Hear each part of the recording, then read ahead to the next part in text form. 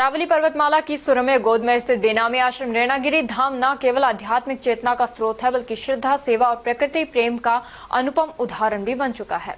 मुंडावर नगर पालिका से लगभग 4 किलोमीटर दूर मुंडावर पहल मार्ग पर बसे इस दिव्य धाम की स्थापना बेनामी संप्रदाय के संत शीतलदास जी महाराज ने आज से करीब 151 वर्ष पूर्व की थी। ये स्थल भगवान परशुराम की माता रेणुका के नाम पर बसा है, जिसे श्रद्धालु रैनागिरी धाम के नाम से जानते हैं।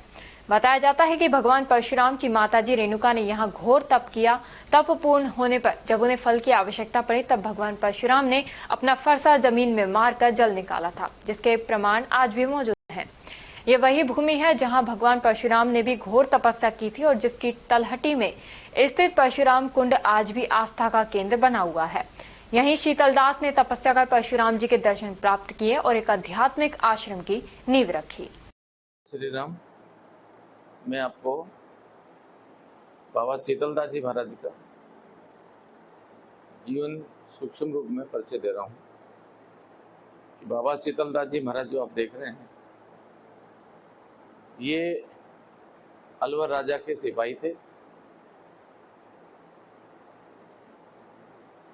इनको रामायण पढ़ने का बड़ा शौक था। अपनी ड्यूटी करते, ड्यूटी के बाद में अलवर में बुरसी जगह हैं, वहाँ हनुमान जी विराजमान हैं। उस समय बहुत बीहड़ जंगल होता था वहाँ पर।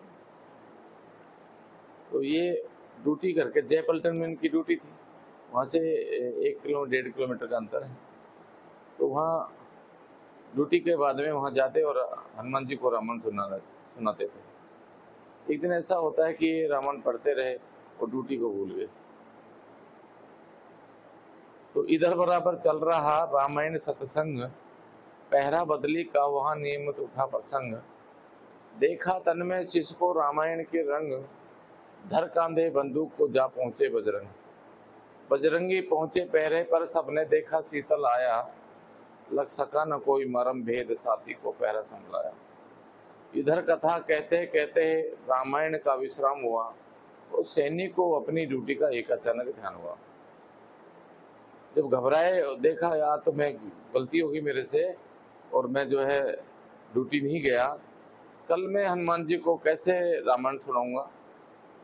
इसी चिंता में वहां से दौड़ के आए और साथी से कहा कि मैं गलती से नहीं आ पाया, किसी कारण से मैं दिमाग से निकल गया और मैं ड्यूटी पे नहीं आया। तो साथी ने कहा क्या भंग की पी का आया है, अभी तो तेने मेरे को ड्यूटी दी है। उसने सोचा मजाक कर रहा है। जब जाकर पूछा अफसर से, अफसर ने भी यही जवाब दिया, क्या नशा करके आया का, देख तेरे दस्तखत रहे। तो वहीं वो बोले, हे भगवान तूने ये कैसा, वीएल बोले, हे भगवान तूने कैसा ये खेल किया। वहीं से वो जो है वहां हनुमान जी के वहां पहुंचे कि हे भगवान मेरे लिए तो आपने इतना बड़ा कष्ट उठाना पड़ा। कोई बात नहीं थी मेरी तो कि मैं नहीं ड्यूटी गया और मेरे को दंड मिलता तो कोई बात नहीं, मेरे को तो दुख इस बात का था कि मैं हनुमान जी को कैसे अपनी रामायण सुनाऊंगा। पर वहीं जो है ना गरीबदास जी महाराज थे, उनसे अपनी दास्तान बताई और कहने लगा कि मैं बस अब उसी की सेवा करूंगा और मैं बस अब जो है आध्यात्मिक की तरफ कार्य करूंगा और मेरे को आप शिष्य बना लें।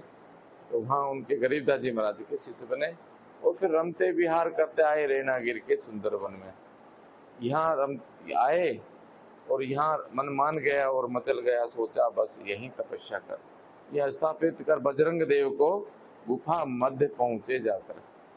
यहाँ हनुमान जी की स्थापना करवाई, कंदराओं में जाके फिर बैठ के वो भजन में लीन हो गए। बाधा आई पर डटे रहे, अपनी समाधि से हिले नहीं। ऐसे लीन हो गए, ऐसे भजन में बैठ गए कि खूब बाधाएं भी आई पर वो अपने आसन से डिगे नहीं। तो साक्षात परशुराम जी ने यहाँ उनको दर्शन दिया, प्रकट हुए। उन्होंने कहा तेरी तपस्या पूर्ण हुई और तू ऐसा कर, नीचे आश्रम बनाओ। उन्होंने कहा कि आश्रम का मेरे को क्या करना, मेरे को तो भजन करना है और नहीं, आने वाले समय के लिए, सनातन धर्म को बचाने के लिए, आध्यात्मिक के लिए आपको ये कार्य करना पड़ेगा। भगवान ने आपको इसलिए भेजा है। तो आके फिर ये आश्रम का निर्माण किया और फिर यहाँ भजन में लीन रहते थे और सबको राम की महिमा बताते थे कि हनुमान जी की महिमा, राम महिमा और सनातन धर्म के बारे में प्रचार करते थे। यही उनका उद्देश्य था। और नशे पे उनने बड़ा जो है ना जोर दिया कि लिखा भी है कि नशे की नाहक व्याधि लगाए नर जन्म कैद हो जाए।